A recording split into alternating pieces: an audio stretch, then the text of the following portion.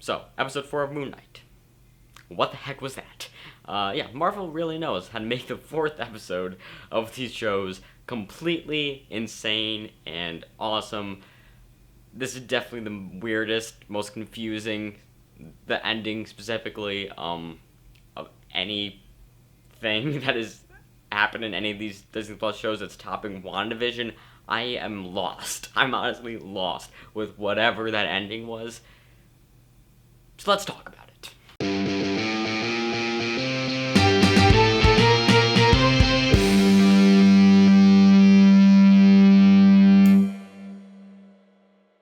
Yeah, so obviously, the ending is probably the biggest thing in this episode. But I'll talk about a few of the things that happened before it, throughout the whole episode.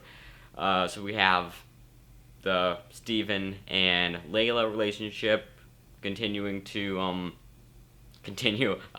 to form. They end up kissing, and you get like it's so interesting, this idea of this love triangle between Steven, Mark, and Layla, because it's like it's unlike any other love triangle because two of the people in it are share the same body. They're just different personalities of the same body. They're like it's so weird. It's just such an interesting twist on this like love triangle thing, and it's just so fun to see it, and just how like Mark is jealous of his other personality having a better relationship with Layla than him.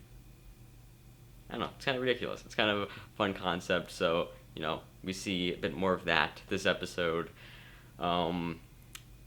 We learn that Mark was somehow involved a little bit in Layla's father's death. I guess, didn't he say like his partner killed him or something? He was like there somehow involved with that. So that was a big twist reveal there, and we get Amit's statue thing. So now Layla has it. If that was actually real, because the ending kind of confuses it, but I assume I'm gonna talk about that more. But yeah, so now Layla has it, and so we're kind of keeping it from Harrow. I assume Harrow is gonna get it from her and release Amit, and then Moon Knight and Khonshu will have to fight Amit. I assume that's where this is going, but as of now, Layla has Amit's statue thing. They found it in the lost tomb of Alexander the Great, which was kind of fun. And overall, I think this episode, like the first, everything before like the final 10 minutes of it, it was a cool kind of like an Indiana Jones kind of feel, going into this sort of like adventure thing, going through this tomb, trying to get this artifact before somebody else does. We get some horror elements, a little bit with the suspense of the monster creature thing, whatever, that was chasing Layla. I think that was done well with the suspense in that scene. I will say though, overall, I don't think this episode was the greatest of the season. Definitely, I think the greatest thing about this one is the crazy shift at the end, where it's what the heck is going on. But I think everything else in this episode, it was good. It just wasn't I don't know. I liked the three other episodes the best. I think it's kind of similar in the way that the second episode was I liked what they were doing. I liked a lot of the things that happened in it, but overall I didn't really enjoy it as much as the first episode or the third episode. And that's kind of the same thing here. I like the little moments, I like the kind of the plot points that kind of happen, the reveals that we get, but overall I wasn't as invested in this episode as I had been with the first episode or the third episode or even the second episode. So again, while that ending is insane and kind of it elevates this episode for me quite a bit, that ending was what it was. Because I think if that hadn't been that ending, I would definitely put this lowest on the list. And I think I still do put it lowest, but like it would be like way like it would be like more of a gap between this and I think like the second episode would be above it. So like there would be like a much bigger gap. It's kind of like closer now because of that ending. But yeah, overall, this episode didn't really have me as hooked as much. I think also part of it is like now that Khonshu is imprisoned, we don't have Moon Knight powers anymore, and so we don't get to have like a Moon Knight action sequence in here. I think that like whereas the first episode, it was very much like the confusion of what the heck is going on. Steven is blacking out and then waking back up with like dead bodies around him, and you're just kind of like figuring out like what is exactly happening here. And so you didn't really need the action stuff as much because the confusion was the draw to it. Whereas I think in like the second and third episodes, I think the action you need a little bit more of that. Obviously the second episode we don't get a ton of action until the end. Well, I guess we do, but like you don't get a ton of like Moon Knight action in the suit. We just get like a small bit of it. I guess even the action before that was good too. But I think it was more of like you kind of needed the action to drive it a little bit more than like the confusion that the first episode gave. And I think this one is more, I think it's the most kind of straightforward, except for the ending, of course. I think it's the most straightforward, though, of just like these two groups trying to get this artifact, Amit's statue thing, before the other one gets it.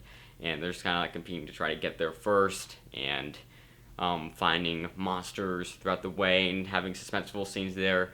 It was well done. It was really good stuff the way they did it, but at the same time, I wasn't as invested in this episode as I had been in the others. So I guess that's just kind of just like my thoughts on this episode in general. I just didn't really enjoy it as much as I had the others. Once again, except for the ending, which completely blew my mind. So I'll talk about that. So, Harrow.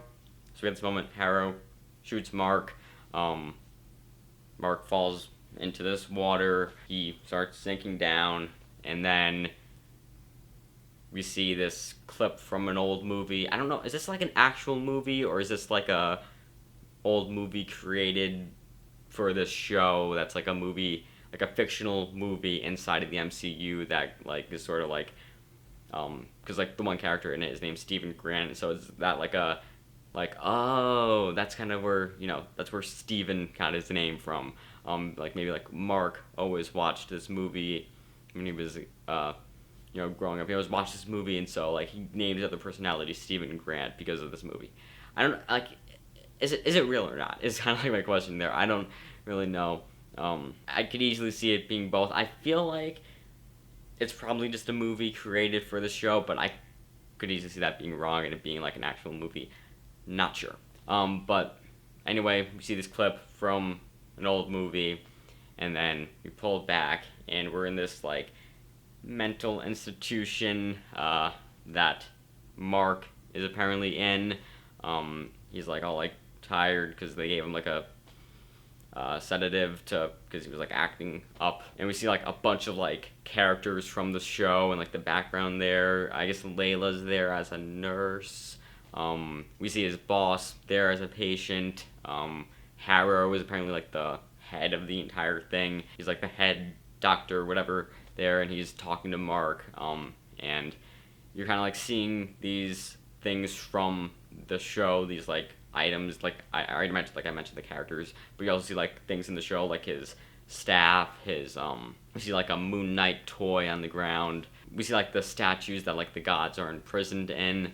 The way it's presented at this point is like this is the real world, and everything we saw before was like this fantasy created in Mark's mentally ill head. And like what's actually happening is he's in this mental institution, and this was just all created in his head, and he's now waking up from that. And now, based on things that happen afterwards, I don't think that's what's happening. But it's interesting that they play it that way. I will say though, I'm happy that it seemed like it isn't that, because that's just an annoying plot line. I think that would just ruin everything. If it's like, oh, and this was all in Mark's head, like that storyline is, that just plot idea is just really just annoying. It doesn't really work that well. It's just like, it makes everything feel cheap if it's like, oh, that was just all in this character's head, didn't actually happen. It's like, okay, well then what was the point of it? So I hope if it is that, I don't think it's that, but I hope if it is that, they can like figure out a way to make it work. But again, I really don't see how it can be that, based on the next thing that happens, which is he runs into this room. There's this guy in this tomb, trying to get out. He opens it up. It's Steven. And so that leads me to believe it's more of like in his head, it's more of like a psychological thing. Like, this is the thing that's happening in his head. It's some kind of like mind prison, or just we're seeing like what it looks like in his head with the different personalities. I don't know exactly what this is, but it's not like a actual thing. Like, it's not like a physical thing. Like, this is the real world. Everything was in his head. Like, it's the opposite. Like, this is all kind of a psychological thing, and he'll have to somehow break out of this to get back to the real world and save it from Amit and stuff. But it's seeming like this is all in his head, because we're seeing Mark and Steven separate, which that was so fun to see. That was just like, I don't know, just seeing them being able to interact with each other, like actually, like the hug, their hug. Oh, that was awesome. And like the way they're just like, they just do it, and it's like they just hug. That's their first instinct to do. They see each other, they hug. It's like, I don't know, it's so cool. And like, they don't even think of it at first as like, what is going on? They hug, and then they realize, wait a second, how are we hugging? What is what? So I thought that was so fun, and yeah, I think that was so fun to see them like as separate individuals. Of course, still both played by Oscar Isaac, which they definitely did a really good job with like the cloning effect that they did there, having them both in the same shot. I mean, it's no surprise that Marvel is able to do that really awesome. So yeah, I think phenomenal job with how they just played that whole scene out. And so they end up going out. They're going to try to escape. They go by this room. We see another tomb of somebody trying to get out. They don't go and open it, which I'm like, come on, why didn't you go open it? See if there's another one of you in there, which there probably is, and it's probably Jake, and that's going to be so awesome. I can't wait to see Jake. Because we're like, we got the tease of him last episode. Like, he's the person who Mark was blacking out into. Jake was the one beating up all those guys when Mark would black out, so it's gonna be cool to see him. I can't wait for that. But yeah, so that's what I guess they're teasing there. Hopefully next episode we'll get him, hopefully early in the episode, then we'll have 3 Oscar Isaacs running around. Yeah, that'll be fun to see. Yeah, so I think that's gonna be cool that they kind of, they're teasing that. They're teasing the third personality of Jake Lockley, I think is his last name. So that's fun. Then they go, there's these big doors they're gonna go through. They're gonna try to get out. The doors open, and there's this hippo there that says "hi" in this like high-pitched voice, and then they both scream, and that's the end of the episode. And you're left like, what just, what? A hippo? You're just left so confused. You're just like, I don't. So was that real, or that can't be real? But what is it? It's like a psychological thing. Why is there a hippo? What is going on? I'm definitely excited to see what is actually happening in the next episode. I assume this is sort of like how in Loki, end of the 4th episode, Loki gets pruned, and we find out he goes to the end of the timeline where there's a bunch of other Lokis there, and you kind of get an episode in that world as the 5th episode that exploring the end of the timeline, how that all works, and then the next episode you kind of go back and you see him taking down or not taking down, but you kind of continue the storyline. I assume that's what's gonna happen here. Next episode will be in this weird psychological prison thing in Mark's head or something, and we'll kind of explore that world, how that all works, show them trying to escape. So that'll be fun, and I guess they'll escape. Maybe they'll be able to somehow Khonshu is going to be there, and they'll be able to get Khonshu from that also. It'll be fun to see. Definitely fun to see what goes on there, what wackiness goes on. I mean, if we saw a hippo at the end talk, what else are we going to see in the next episode when we get to explore this place more?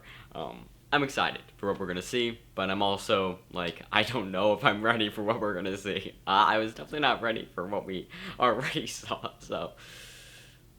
Wow, it's going to be a weird episode. I am predicting that it's going to be a weird episode next episode.